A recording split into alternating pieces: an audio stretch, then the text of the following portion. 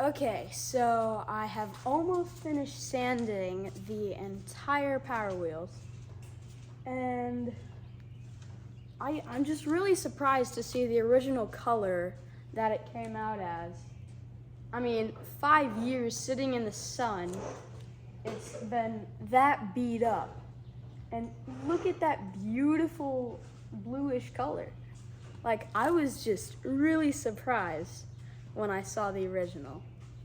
But quick shout out to Grindhard Plumbing Co., who inspired me to do this entire thing, because they made a Barbie doll Power Wheels, and it just made me laugh so much that I was like, you know what, let's do that.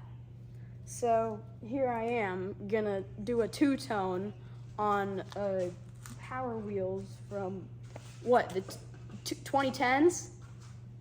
Power Wheels from the 2010s. This part is going to be silver, and this part's going to be Milwaukee red. So I'm just really excited for this. Go check out oh my gosh, can't even say anything right today. Grindhard Plumbing Co. Their YouTube channel is really crazy. So back to the time lapse.